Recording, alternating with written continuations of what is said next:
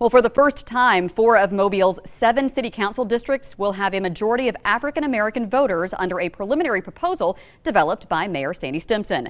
The city is required by law to redistrict every 10 years with the latest census information.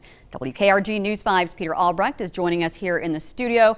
Break down the numbers for us, Peter. Well, first of all, there are 20,000 more black residents in Mobile than white right now under the current census figures, and that's reflected in the mayor's proposal. What we've got behind us here, Cherish, is the current map, and what's really happened with our population in Mobile is it's kind of drifted west, including the African-American population. So in District 1, for example, you're going to see District 1 move to the west and take in a portion of the Spring Hill neighborhood that's currently in District 7. That's going to make District 1 a little more white, and it's also going to make District 7 more African-American, and that's going to be the 4th majority African-American district under the plan. Let's kind of go through it district by district. For example, now in District 1, you see where we were 10 years ago when this map behind me was drawn. It was 74% African-American. This is the area represented by Fred Richardson for so many years. It's now 73%, and under the proposal that goes to 67%. Now District 2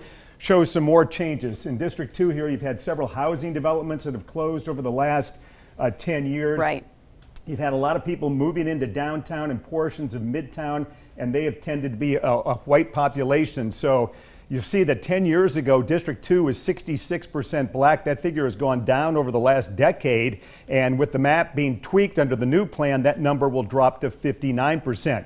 District 3 will also is going to change somewhat. And you see that District 4 had some area here on the west side of Dog River, right in here. That's going to become part of District 3 under the mayor's plan. District 3's numbers very consistent, 73% across the board. This is C.J. Small's district. District 4, the seat now held by newcomer Ben Reynolds, will lose that section we just talked about. It'll shift a little bit to the west, and in doing so, we'll have a larger percentage of white voters under the proposal. Not a lot of changes in District 5, Joel Dave's seat. Some homes around Florida and Airport could be shifting to District 2 under the mayor's proposal. District 6 has gained black population over the last 10 years, but it remains the city's whitest district, and it would remain so under the proposed plan with just 26% of African-American vote. And we talked about the big takeaway, and that's District 7 out here, the northwest part of the city. That's Gina Gregory's district. She's represented that for the last 20 years. That's going to go from a majority white district to become the city's 4th majority black district. In the last 10 years, the black population has grown from 45 to 49%. Under the new proposed district, 55% of voters in District 7 will be African American. Now, the mayor's staff began meeting today with city council members to get their feedback and their input on his proposal. So what is the whole point of all of this in the big scheme of things, Peter? Well, you've got to even out your districts every 10 years in terms of population. It needs to reflect who's in your city.